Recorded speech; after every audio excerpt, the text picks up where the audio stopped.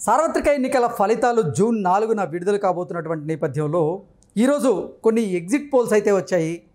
కేకే surveys చేసినటువంటి exit poll ప్రకారంగా ఆంధ్రప్రదేశ్లో ఎన్డీఏ కూటమి 161 స్థానాలను గెలవబోతున్నట్టుగా, అధికార వైసీపీ కేవలం 14 స్థానాలకు మాత్రమే పరిమితం కాబోతోంది అంటూ కేకే సర్వేస్ చెబుతున్నటువంటి నేపథ్యంలో ఇది ప్రజల అభిప్రాయానికి దగ్గరగా ఉందా లేదా అనే అంశానికి సంబంధించి మనం ఈరోజు విశ్లేషణ చేసుకునేటువంటి ప్రయత్నం చేద్దాం. ప్రస్తుతం మనతో పాటు ఉన్నారు ప్రముఖ రాజకీయ విశ్లేషకులు, సామాజికవేత్త కృష్ణకుమారి గారు. మేడంతో మాట్లాడదాం. మేడం నమస్తే. మేడం నమస్తే. ఎగ్జిట్ పోల్స్ అయితే వచ్చేసినాయి. కేకే సర్వేస్ ప్రకారంగా చూసుకున్నట్లయితే 175 అసెంబ్లీ నియోజకవర్గాలకు గాను 161 అసెంబ్లీ నియోజకవర్గాల్లో ఎన్డీఏ కూటమి గెలవబోతున్నట్లుగా కేకే సర్వేస్ చెప్తూ ఉంది. అధికార వైసీపీ కేవలం 14 స్థానాలకు మాత్రమే పరిమితం కాబోతున్నట్లుగా వాళ్ళు చెప్తూ ఉన్నారు. ఏంటి మేడం, ఇది ప్రజల అభిప్రాయానికి దగ్గరగా ఉందా లేదా? అసలు ఒకసారి మనం ఓవరాల్గా కేకే సర్వేస్ కనుక ఇచ్చిన రిపోర్టు చూసుకున్నట్లయితే శ్రీకాకుళం జిల్లాలో ఉన్న, అంటే ఉమ్మడి శ్రీకాకుళం జిల్లాలో ఉన్న 10 అసెంబ్లీ నియోజకవర్గాల్లో ఒక్కచోట కూడా వైసీపీ గెలవలేదు. 10 చోట్ల కూటమి అభ్యర్థులు గెలవబోతున్నారంటూ చెప్పింది. నెక్స్ట్ విజయనగరం జిల్లాలో ఉన్నటువంటి 9 అసెంబ్లీ నియోజకవర్గాల్లో ఒక్కచోట కూడా వైసీపీ గెలవట్లేదు. అక్కడ కూడా ఎన్డీఏ కూటమి క్లీన్ స్వీప్ చేస్తుందని చెప్తున్నారు. విశాఖపట్నంలో ఉన్నటువంటి 15 అసెంబ్లీ నియోజకవర్గాల్లో కేవలం ఒకచోట మాత్రమే వైసీపీ గెలవబోతున్నట్లుగా, మిగతా 14 అసెంబ్లీ నియోజకవర్గాల్లో కూటమి గెలవబోతున్నట్లుగా వీరు చెప్తూ ఉన్నారు. తూర్పుగోదావరి జిల్లాలో ఉన్నటువంటి 19 అసెంబ్లీ నియోజకవర్గాలకు గాను ఒకచోట మాత్రమే వైసీపీ గెలవబోతున్నట్లుగా, మిగతా 18 స్థానాల్లో కూటమి గెలవబోతున్నట్లుగా కేకే సర్వేస్ చెప్తూ ఉంది. నెక్స్ట్ పశ్చిమ గోదావరి జిల్లాలో ఉన్నటువంటి 15 అసెంబ్లీ నియోజకవర్గాల్లో ఒక్కటి కూడా వైసీపీ గెలవలేదని, 15 అసెంబ్లీ నియోజకవర్గాలను ఎన్డీఏ కూటమి గెలవబోతున్నట్లుగా ఈ సర్వే సంస్థ మనకు తెలియజేస్తుంది. కృష్ణా జిల్లాలో ఉన్నటువంటి 16 అసెంబ్లీ నియోజకవర్గాలకు గాను 16 అసెంబ్లీ నియోజకవర్గాలు కూటమి గెలవబోతున్నట్లుగా చెప్తూ ఉంది. గుంటూరు జిల్లాలో ఉన్నటువంటి 17 అసెంబ్లీ నియోజకవర్గాలకు 17 అసెంబ్లీ నియోజకవర్గాలకు కూటమి గెలవబోతున్నట్లుగా చెప్తూ ఉంది. నెక్స్ట్ ప్రకాశం జిల్లాలో ఉన్న 12 అసెంబ్లీ నియోజకవర్గాల్లో కేవలం ఒక చోట వైసీపీ గెలవబోతున్నట్లుగా, 11 చోట కూటమి గెలవబోతున్నట్లుగా ఈ సర్వే మనకు తెలియజేస్తుంది. నెల్లూరు జిల్లాలో ఉన్నటువంటి 10 అసెంబ్లీ నియోజకవర్గాల్లో కేవలం 2 చోట్ల మాత్రమే వైసీపీ గెలవబోతున్నట్లుగా, మిగతా 8 చోట్ల కూటమి గెలవబోతున్నట్లుగా కేకే సర్వేస్ చెప్తూ ఉంది. నెక్స్ట్ చిత్తూరు జిల్లాలో ఉన్నటువంటి 14 అసెంబ్లీ నియోజకవర్గాలకు గాను 3 చోట్ల మాత్రమే వైసీపీ గెలవబోతున్నట్లుగా, మిగతా 11 చోట్ల కూటమి అభ్యర్థులు గెలవబోతున్నట్లుగా ఈ సర్వే సంస్థ మనకు తెలియజేస్తుంది. అనంతపురం జిల్లాలో ఉన్నటువంటి 14 అసెంబ్లీ నియోజకవర్గాలకు గాను 14 అసెంబ్లీ నియోజకవర్గాలను కూటమి క్లీన్ స్వీప్ చేయబోతుంది. అక్కడ వైసీపీకి నిరాశ ఎదురవుతుంది అన్నట్లు ఈ సర్వే సంస్థ మనకు తెలియజేస్తుంది. కడప జిల్లాలో ఉన్నటువంటి 10 అసెంబ్లీ నియోజకవర్గాలకు గాను 3 చోట్ల మాత్రమే వైసీపీ అభ్యర్థులు గెలవబోతున్నట్లుగా, మిగతా 7 చోట్ల కూటమి అభ్యర్థులు గెలవబోతున్నట్లుగా ఈ సర్వే సంస్థ మనకు తెలియజేస్తుంది. నెక్స్ట్ కర్నూలు జిల్లాలో ఉన్నటువంటి 14 అసెంబ్లీ నియోజకవర్గాలకు గాను 3 చోట్ల వైసీపీ, 11 చోట్ల కూటమి అభ్యర్థులు గెలవబోతున్నట్టుగా ఈ సర్వే సంస్థ మనకు తెలియజేస్తుంది. ఓవరాల్గా చూసుకున్నట్లయితే 175 అసెంబ్లీ నియోజకవర్గాలకు గాను 161 అసెంబ్లీ నియోజకవర్గాల్లో ఎన్డీఏ కూటమి గెలవబోతున్నట్లుగా, వైసీపీ కేవలం 14 చోట్ల మాత్రమే గెలవబోతున్నట్లుగా ఈ సర్వే సంస్థ మనకు తెలియజేస్తుంది. మనం ఒకసారి కనుక ఈ నెంబర్స్ రిపీట్ చేసుకుంటే మేడం, 6 ఉమ్మడి జిల్లాల్లో అసలు వైసీపీ ఒక్క స్థానం కూడా గెలవకపోవడం, అక్కడ కూటమి క్లీన్ స్వీప్ చేయడం జరుగుతున్నట్లుగా కేకే సర్వే చెప్తూ ఉంది. దీన్ని మనం ఎలా అనాలిసిస్ చేసుకోవచ్చు? ఇప్పుడు ఆయన ఒక 6 చోట్ల క్లీన్ స్వీప్ చెప్పారు, అంటే వారు వన్ సైడ్ అన్నట్లు చెప్పారు ఎన్డీఏ కూటమికి. అయితే ఇది బాగుంది. అయితే ఈ 6 చోట్ల కూడా ఎందుకు ఇలాంటి ఫలితం రాబోతుంది అంటే గనక, ప్రతి జిల్లాలోనూ ఈ 6 జిల్లాల్లో కొంతమంది నాయకుల్ని టార్గెట్ చేసి వైసీపీ ప్రభుత్వం వాళ్ళని వేటాడిందనే చెప్పొచ్చు. ఓకే. అచ్చెన్నాయుడిని ఎంత వేటాడింది? ఆయన మీద పెట్టిన అభియోగం రుజువు కాల. అది ఒక రకంగా అలాంటిది చేసి వాళ్ళు తీసుకున్న గోతిలో వాళ్ళే పడ్డారు వైసీపీ వాళ్ళు. ఇక చివరికి అతను ఎన్నో కష్టాలు పెట్టి ఫైనల్కి క్లీన్ చిట్ ఇచ్చారు. ఇది కొసమెరుపు ఆయన విషయంలో. అలాగే రామ్మోహన్ నాయుడు మరి పార్లమెంట్ దద్దరిల్లేటట్లు మాట్లాడడం, అసలు వైసీపీ నాయకులు వైసీపీ వాళ్ళు 22 మంది ఎంపీలు ఉండి మాట్లాడలేనింది ముగ్గురు ఉండి తెలుగుదేశంలో వీళ్ళు ఆంధ్రప్రదేశ్ గురించి మాట్లాడి వీళ్ళు ఆంధ్ర ఎంపీలు అని చెప్పి దేశమంతా అనుకునేలాగా చేశారు. ఈ 22 మందిలో ఒక్కళ్ళంటే ఒక్కళ్ళు మాట్లాడలేని పరిస్థితి. ఇక ఒకడైతే ఏకంగా గుడ్లెప్పుకుని తిరిగాడు ఒక ఎంపీ. ఇంకొక ఎంపీ ఏమో కూర్చోరా అని చెప్పి రామ్మోహన్ నాయుడిని పట్టుకుని వెనక్కి లాగాడు. ఇట్లాంటి పరిస్థితులు ఉండేసరికి ఇంకా 22 మంది ఎంపీల మీద రోత వచ్చేసేసింది జనాలకి. అదొక కారణం ఆ జిల్లాల్లో ఆ పొట్టు రావటానికి. ఓకే. ఇంకా నెక్స్ట్ విజయనగరంకి వచ్చేసరికి విజయనగరంలో కొంచెం అనుమానంగా ఉంది.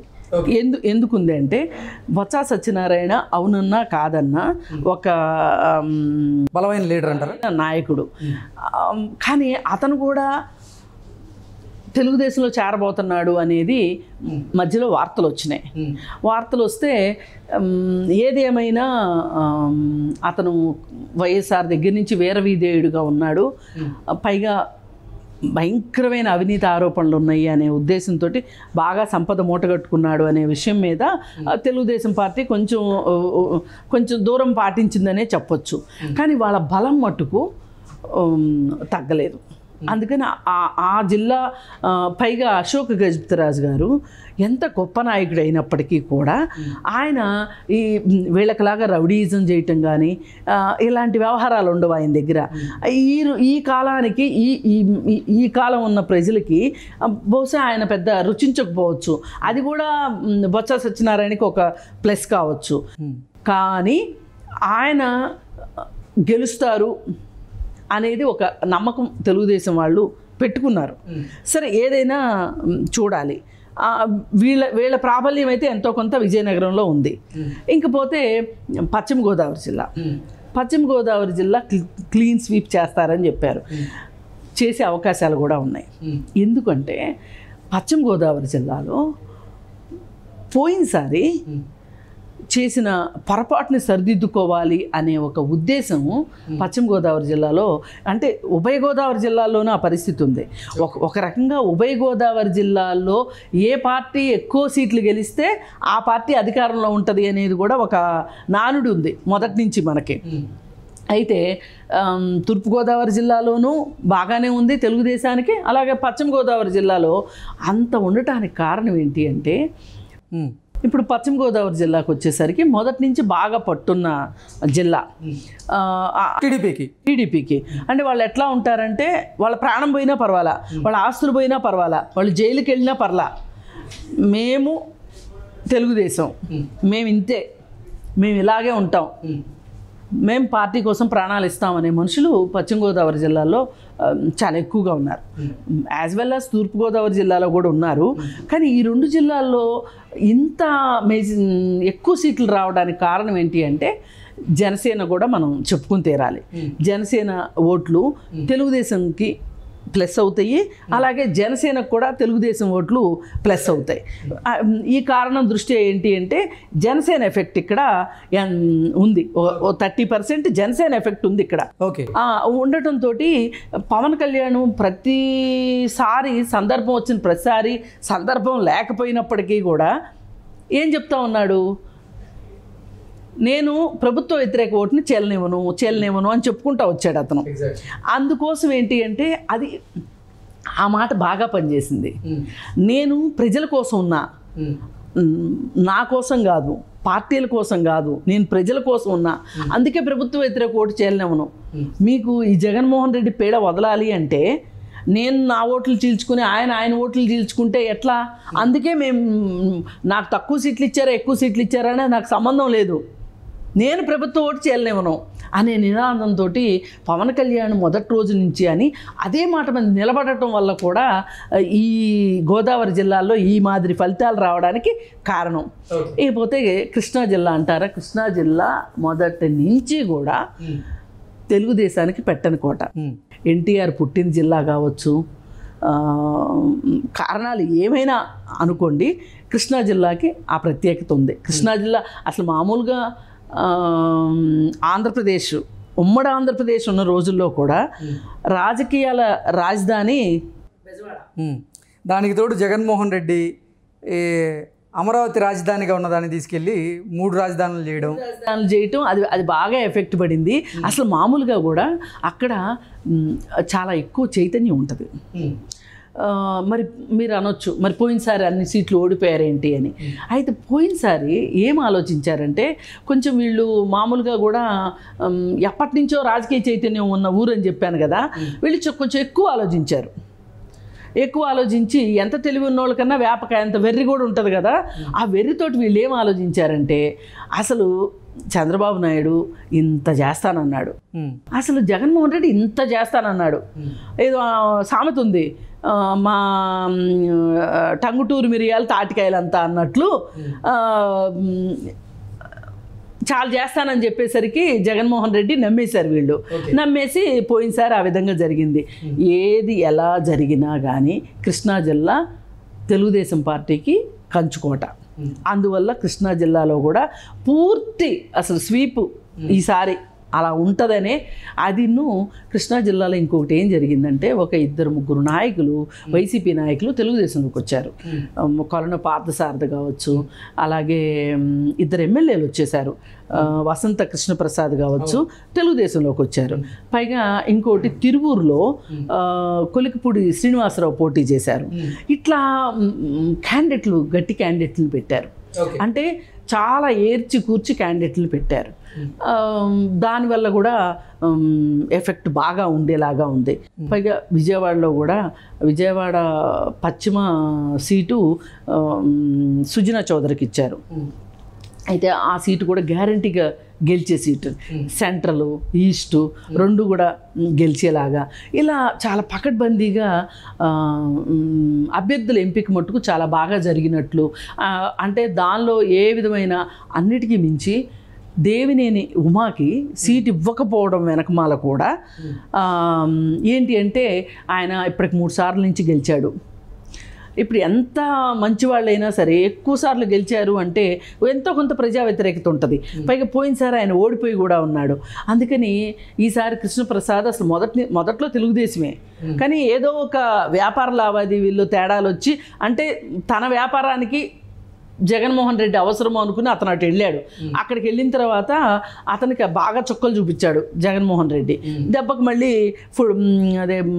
బాల్ మళ్ళీ వెనక్కి వచ్చి పడింది అన్నట్లు వచ్చేసాడు. అప్పుడు తెలుగుదేశం కూడా నువ్వు అలా వెళ్ళేటప్పుడు నిన్ను తీసుకోమని అనుకోకుండా ఈసారి ఏంటి అంటే, తెలుగుదేశం పార్టీ కూడా నిర్దాక్షిణ్యంగా, నిజంగా ఉమాకి మంచి పొట్టే ఉంది. నీటిపారుదల శాఖ మంత్రిగా కూడా బాగానే చేశాడు. అవినీతి ఆరోపణలు ఉన్నప్పటికీ కూడా బాగానే చేశాడు. ఆ పోలవరం విషయంలో మట్టుకు దేవినేని ఉమా, చంద్రబాబు నాయుడు ఇద్దరి ద్వయం ఆ వేళ అంత ఫాస్ట్గా ప్రాజెక్టు పరుగులు పెట్టడానికి అదొక కారణం. సరే, ఏది ఏమైనా ఆయన్ని ఒక సీనియర్గా తీసుకుని దేవినేని ఉమాని ఆయన్ని తగు రీతిలో పార్టీలో ఆయన స్థానం ఆయనకు ఉండేటట్లుగా చేసి కృష్ణప్రసాద్ని క్యాండిడేట్గా పెట్టారు, పోటీ చేయించి. ఖచ్చితంగా కృష్ణా జిల్లా పరిస్థితి. ఇంకా గుంటూరు సంగతి చెప్పనవసరంలా. కోడెల శివప్రసాద్ గారిని జరిగిన అన్యాయానికి ఆ జిల్లా ఉడికిపోయింది ఒక రకంగా. అదే ఇంకొక లీడర్ ఎవరన్నా ఉండుంటే, చంద్రబాబు నాయుడు స్థానంలో కనుక ఇంకొక లీడర్ ఎవరన్నా ఉండున్నట్లయితే కనుక, ఆ రోజు సమాజంలో వచ్చిన పరిస్థితికి రెచ్చగొడితే కనుక, ఆ రోజు రంగా చనిపోయినప్పుడు విజయవాడలో ఎన్ని గొడవలు జరిగినాయో అన్ని గొడవలు జరిగి ఉండేవి. కానీ చంద్రబాబు నాయుడు చాలా సంయమనంతో అలా చేయడం కరెక్ట్ కాదు అని చెప్పి చాలామందికి సర్ది చెప్పి, చాలామందికి చెడ్డవాడు కూడా అయ్యాడు ఆ విషయంలో. కానీ ఇది ప్రజల్లోకి మట్టుకు మనసుల్లోకి ఇంకిపోయింది. పైగా అన్నిటికన్నా అతిపెద్ద విషయం రాజధాని. ఇప్పుడు కృష్ణా జిల్లా, గుంటూరు జిల్లా మధ్యలో రాజధాని, ఈ 2 జిల్లాలు కలిసిపోతాయి, ఇవి ఎప్పటికైనా జంట నగరాలు అవుతాయి అనే ప్రాతిపదిక మీద ఇప్పుడు హైదరాబాదు, సికింద్రాబాద్ ఎట్లాగో హైదరాబాద్లో, అక్కడ విజయవాడ, గుంటూరు అనేది ఆ ఉద్దేశంలో చూశారు చాలామంది. కానీ దానికి వాళ్ళ ఆశల మీద నీళ్లు జల్లినట్లు రాజధాని విషయంలో జగన్మోహన్ రెడ్డి అంతా మోసం చేయడము, పైగా ఎదురు తిరిగిన ప్రజానీకాన్ని అతను డీల్ చేసిన విధానం చూసారా, వాళ్ళని కొట్టడం కావచ్చు. ఇప్పుడు పిన్నెల్లి అనేవాడు ఉన్నాడు కదా, పిన్నెల్లి రామకృష్ణారెడ్డి, అతను మాచర్లలో ఎంత చేశాడో అమరావతిలో అంత చేశాడు. చక్కగా వాళ్ళు ఒక ప్రదర్శనగా వెళ్తున్నారు కనకదుర్గ గుడికి, మహిళా రైతులందరూ. ఆ మహిళా రైతుల మీదకి వెహికల్ తీసుకొచ్చేసాడండి. ప్రదర్శన మధ్యలోకి వెహికల్ తీసుకెళ్ళిపోయాడు. అంటే వీళ్ళు చచ్చినా పర్వాలేదు అంటే భయపెట్టడం అన్నమాట. ఇలా చేసేసరికి వీళ్ళకి ఈసారి మటుకు ఏమైనా సరే మనం గెలవాల్సిందే, గెలిపించుకోవాల్సిందే పార్టీని అనే ఉద్దేశంలోకి వెళ్ళిపోయారు. ఇక అనంతపురం తీసుకుంటే కనుక అనంతపురంలో పయ్యావుల కేశవ్ లాంటి గట్టి లీడరు ఉండటము, పరిటాల సునీత గారికి ఒక రకంగా పరిటాల రవీంద్రకి, పరిటాల రవికి ఒక రకమైన ఇమేజ్ ఉంటే ఈవిడికి ఇంకొక రకమైన ఇమేజ్ ఉంది. అంటే ఆ ఇమేజ్ ఎట్లా బిల్డప్ అయిందంటే చాలా అతి సామాన్యంగా ఉండటం ఆవిడ. అంటే చెప్తే కానీ ఆవిడ మంత్రి అనిపించి, ఇక్కడ మన ఈమెన్నారు కదా సీతక్కలాగా సింపుల్గా ఉండటం, అది ఆమెకు కలిసి వచ్చిన అంశం. ఆ విషయాల పట్ల అవగాహన బాగా పెంచుకున్నారు ఆవిడ. పెంచుకుని మాట్లాడే విషయం కావచ్చు, పోయినసారి మంత్రిగా కూడా చేసింది ఆవిడ. చాలా బాగా చేయడం వల్ల ఆ జిల్లాలో ఒక రకంగా ఫ్యాక్షన్కి వ్యతిరేకంగా ఆ జిల్లాలో ఉండాలి అనే ఒక ఆశ ఉంది. దానికి ఈ పరిటాల సునీత చాలా తోడ్పాటునిచ్చింది. అంటే ప్రజలు కోరుకుంటున్న దానికి ఆమె దాన్ని ముందుకు తీసుకుని వెళ్ళింది. అది ఆ ప్రజలకు కూడా నచ్చి ఉంటుంది బహుశా. అందుకోసమే అక్కడ క్లీన్ స్వీప్ రావడానికి అవకాశం ఉంది. బాలకృష్ణ గారు హిందూపూర్లో ఆయన పోటీ చేయడము, ఆయన ఇమేజ్ కూడా ఏ మాటకు ఆ మాట, వాళ్ళ నాన్న అక్కడ హిందూపూర్లో పోటీ చేశారు, హిందూపూర్లో గెలిచారు. ఒకసారి ఏంటంటే హిందూపూర్లోనూ ఇంకొక చోట 2 చోట్ల పోటీ చేసి 2 చోట్ల గెలిచి హిందూపూరే ఉంచుకున్నారు ఆయన, ఎన్టీఆర్ గారు. ఇక ఆ ఎఫెక్ట్ కానీ ఏది ఏమైనా ఇవాళ ఈ రాష్ట్రంలో ఈ ఫలితాలు ఆయన చెప్పిన దానికి ఒక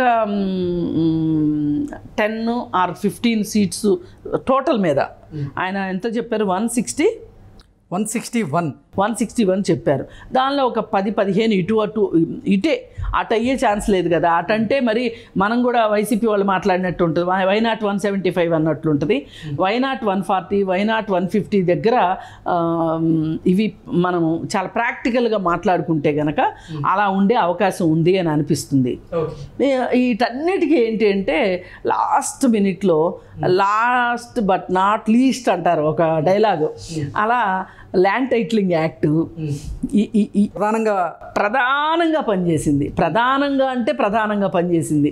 అంటే ఈయన ఏమన్నారంటే అర్బన్ ఓట్లు తెలుగుదేశానికి పడతాయి కానీ పల్లెటూరులో ఓట్లు నాకే పడతాయి అని చెప్పి వైఎస్ జగన్మోహన్ రెడ్డి చెప్పాడు. అసలు నా ఓటర్లంతా పల్లెటూరులోనే ఉన్నారు అని చెప్పాడు. కానీ ఆ పల్లెటూరులో ఓట్లు కూడా ఎసరు పెట్టుకుంది. నేను మొదటి నుంచి చెప్పేది అదే, అతనిది భస్మాసుర హస్తం. ఆయన నెత్తి మీద ఆయనే చేయి పెట్టుకుంటాడు, ఎవ్వరూ పెట్టక్కర్లా వేరే వాళ్ళు. ఎందుకంటే అందుబాటులో ఉండడు కాబట్టి ఎవరూ పెట్టలేరు. అందుకని ఆయన నెత్తి మీద ఆయనే చేయి పెట్టేసుకుని ఈ ఆఖరి నిమిషంలో అత్యుత్సాహంతో టైటిలింగ్ యాక్ట్ అతనికి బాగా వ్యతిరేకంగా పనిచేసిందని చెప్పక తప్పదు. ఆయనకి అనుకూలమైన అంశాలు ఎన్నని అనుకున్నాడో, ఆయన ఎన్నిటి గురించి ఊహించుకున్నాడో, వాలంటీర్ వ్యవస్థ నాకు అనుకూలం అనుకున్నాడు, సిఎస్ నాకు అనుకూలం అనుకున్నాడు, డీజీపీ నాకు అనుకూలం అనుకున్నాడు, అసలు నాకు పెద్దన్న ఉన్నాడు, మోడీ అన్న ఉన్నాడు అనుకున్నాడు మనసులో. పైగా నా దగ్గర కంటైనర్లు డబ్బులు ఉన్నాయి అనుకున్నాడు. ఒక్కొక్క చోట 8,000-10,000 వేలు పెట్టి ఓట్లు కొన్నారు అసెంబ్లీలో. అంటే ఒక రకంగా దేశం మొత్తం ఆంధ్రప్రదేశ్ వైపు చూసిందంటే ఆ ఘనత మట్టుకు వైసీపీదే. ఓకే, దేశమంతా ఆంధ్రప్రదేశ్ వంక చూస్తుందని జగన్మోహన్ రెడ్డి చెప్పాడు. ఆ చెప్పింది నిజంగా ఏదన్నా ఒక అభివృద్ధి వల్లనో ఇంకొక దాని వల్ల చూస్తే సంతోషం. కానీ ఇలా అతి ఖరీదైన ఎన్నికలు చేసి ఈ ఎన్నికల్లో ఇలా దొంగ డబ్బులు, sand money, liquor money, mining money, ఇన్ని మనీలు తీసుకొచ్చి నువ్వు అక్కడ పెట్టి నువ్వు ఇంత ఖర్చు చేసి దేశం నా వంక చూస్తుంది, దేశం మా వంక చూస్తుంది అని మాట్లాడుతున్నావు అంటే నీకు